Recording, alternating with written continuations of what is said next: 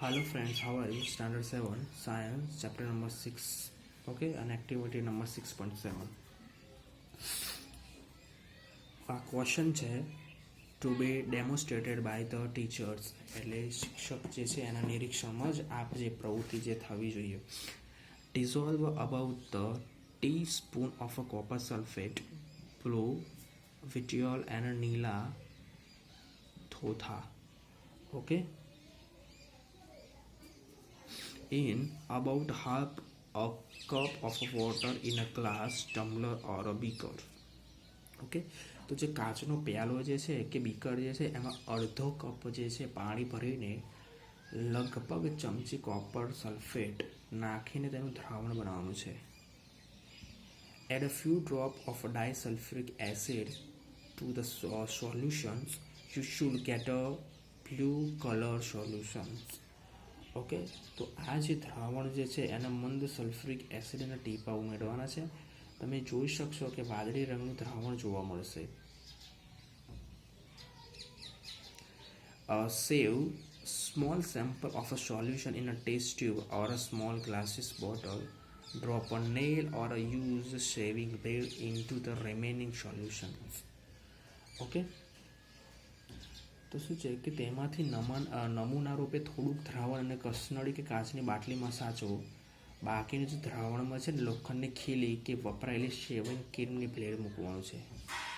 બરાબર છે. Wait for the half an hour. So the observe the colour of the solution. Compare it with the colour of the sample of saved separately.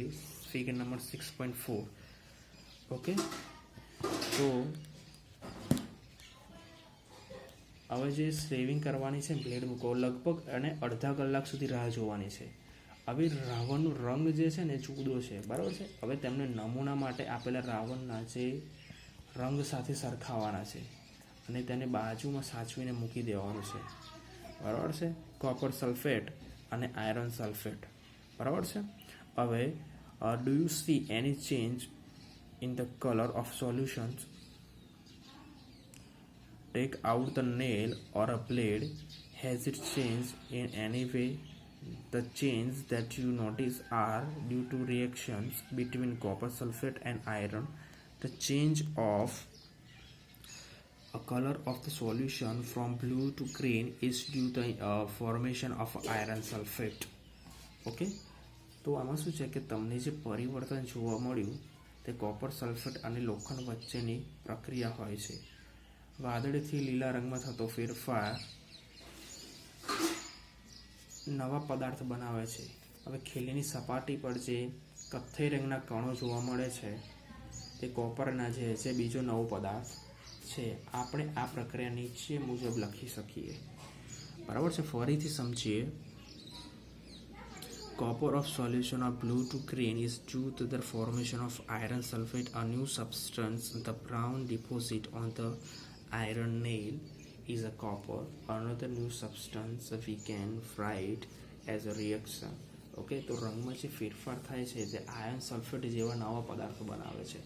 હવે જે ખીલીની સપાટી પર જે કથ્થઈ રંગના કણો જોવા મળે છે તે કોપરના છે, જે બીજો નવો પદાર્થ છે. આપણે આ પ્રક્રિયાને આ પ્રમાણે લખીશું.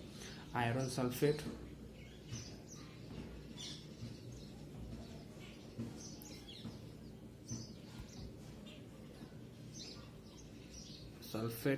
Okay, copper sulphate blue plus iron sulphate plus copper brown. Okay, deposited એટલે શું છે?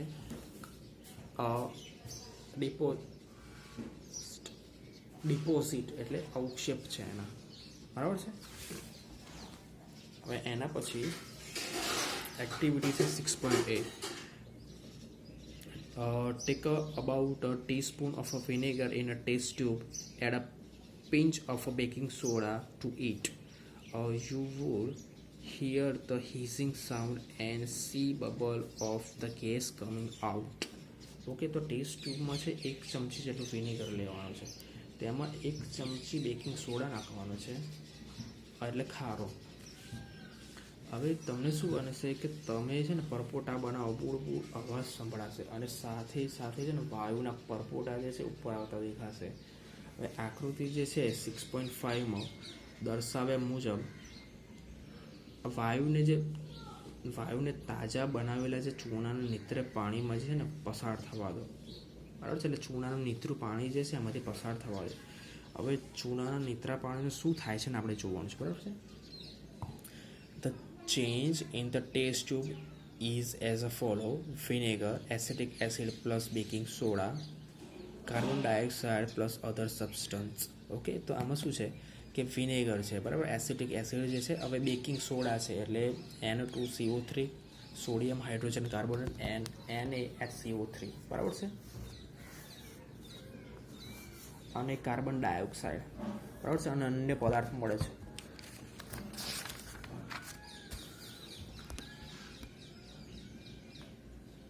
ઓકે,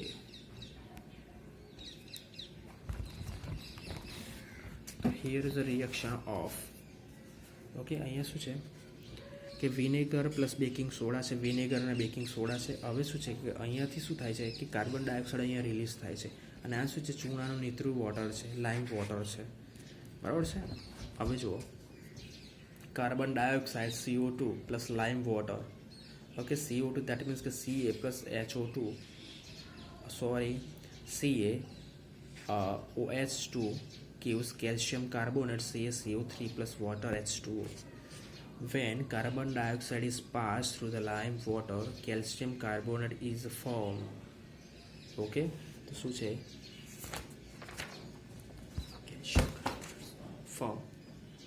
ઓકે, કે જ્યારે કાર્બન ડાયોક્સાઇડ જે ચૂનાના નિત્ય પાણીમાંથી પસાર થાય છે ત્યારે કેલ્શિયમ કાર્બોનેટ બને છે, which makes lime water milky.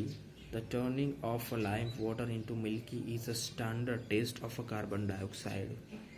Okay, તો હવે શું છે કે ચૂનાનું નીતરું પાણી જે છે એ ચૂનાના નીતરા પાણીને દૂધિયું બનાવે છે, બરાબર છે. હવે ચૂનાનું નીતરું પાણી દૂધિયું થવાની ક્રિયાને એ કાર્બન ડાયોક્સાઇડની હાજરીની પ્રમાણભૂત કસોટી છે, બરાબર છે.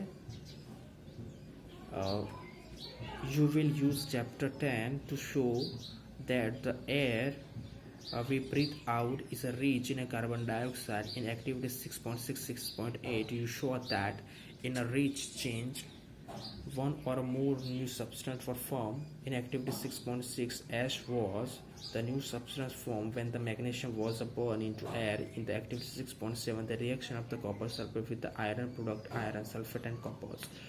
Both these are new substance. Copper was deposited on the shaving blade of iron. In activity 6.8, vinegar and baking soda together produce the carbon dioxide, which turn lime water milky. Can you name the new substance formed in this reaction? Okay, તો activity 6.6 અને 6.8માં તમે જોયું કે દરેકમાં ફેરફાર એક અથવા નવા બે પદાર્થ ઉત્પન્ન થાય છે, બરાબર છે. હવે એક્ટિવિટી 6.6માં જે મેગ્નેશિયમ છે એને દહનને લીધે તેની રાખ ઉત્પન્ન થઈ, બરાબર છે. હવે એક્ટિવિટી 6.7 જે છે એમાં લોખંડ છે એને કોપર સલ્ફેટ સાથે પ્રક્રિયા થતાં સલ્ફેટ તથા કોપર બન્યા, જે બંને નવા પદાર્થો છે. હવે લોખંડની બનેલી શેવિંગ બ્લેડ પર કોપરના કણો જમા થયા.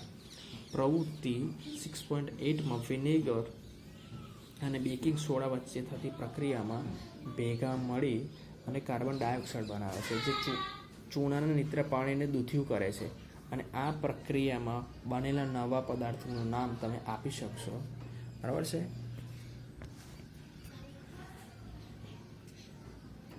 A change in which one or more new substances are formed is called a chemical change.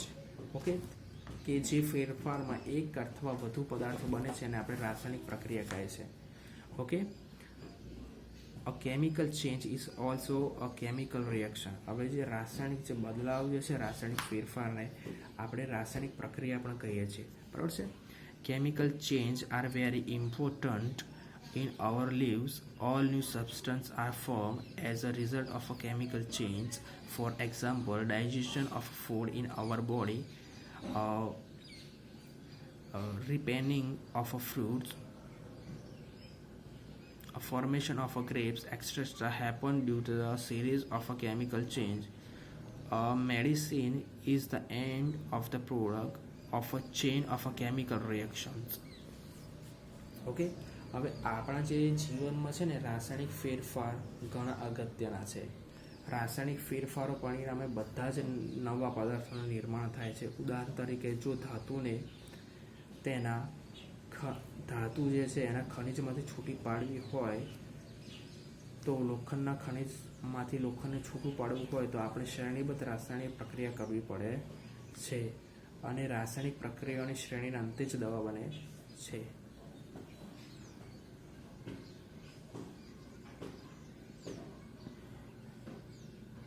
Okay, we have to see that one more new substance are produced in a chemical change. In addition to new production, the following may accompany a chemical change. હવે જોયું કે આપણે જોયું કે રાસાયણિક ફેરફાર વડે એક અથવા વધારે નવા પદાર્થો બને છે. નવા પદાર્થો ઉપરાંત રાસાયણિક ફેરફાર સાથે નીચે મુજબની ઘટનાઓ પણ કરી શકાય છે. બરાબર છે? Heat, light or any other radiations, sound may be produced. A change in a smell may take a place or a new smell may be given off. A color change may take a place. A gas may be formed. Okay, તો જો ઉષ્મા, પ્રકાશ અને બીજા જે વિકિરણ છે એમાં શોષાય છે. બરાબર છે? એમાંથી ધ્વનિ પણ ઉત્પન્ન થાય છે. હવે એની જે ગંધ છે એમાં પણ પરિવર્તન આવે છે. બરાબર છે? અથવા તો નવી ગંધ બને છે. હવે વાયુ પણ બની શકે છે. બરાબર છે? હવે let's look some example. You show the burning of a magnesium ribbon is a chemical change. Burning of a coil, wood or leaves is also chemical change. In fact, burning of any substance is a chemical change. Burning is always accomplished by production of a heat. Okay, હવે શું છે કે મેગ્નેશિયમની પટ્ટીનું બળવું એ રાસાયણિક ફેરફાર છે. બરાબર છે? કોલસા, લાકડા કે પાંદડાનું દહન થવું એ પણ શું છે કે રાસાયણિક ફેરફાર છે. હવે વાસ્તવમાં કોઈ પણ પદાર્થનું દહન એ રાસાયણિક ફેરફાર જ છે. દહનની સાથે હંમેશા ઉત્પન્ન થાય છે. બરાબર છે? આપણે કોઈ પણ વસ્તુને સળગાવીએ તો શું થાય? ઉષ્મા અને કાર્બન ડાયોક્સાઇડ ઉત્પન્ન થવાનો 100% થવાનો જ છે. બરાબર છે? હવે explosion of a fireworks is a chemical change. You know that such an explosion production heat, light and sound and unpleasant gases that pollute the atmosphere. That's why you are advised not to play with fireworks. Okay, હવે જે ફટાકડાનું ફૂટવું છે રાસાયણિક ફેરફાર છે. હવે તમે જાણો છો કે આવા વિસ્ફોટોમાં ઉષ્મા, પ્રકાશ અને ધ્વનિ ઉત્પન્ન થાય છે. ઉપરાંત અણગમતો વાયુ ઉત્પન્ન થાય છે જે વાતાવરણને પ્રદૂષિત કરે છે. આથી જો તમને ફટાકડા ન ફોડવાની સલાહ આપવામાં આવે છે. બરાબર છે? When food gets spoiled, it produces a foul smell. Shall we call this change chemical change? હવે શું છે કે ખોરાક બગડી જાય છે ત્યારથી તેમાંથી દુર્ગંધ આવે છે. બરાબર છે? હવે આ દુર્ગંધને રાસાયણિક ફેરફાર કહી શકાય છે? તો હા, કહી શકાય છે. બરાબર છે?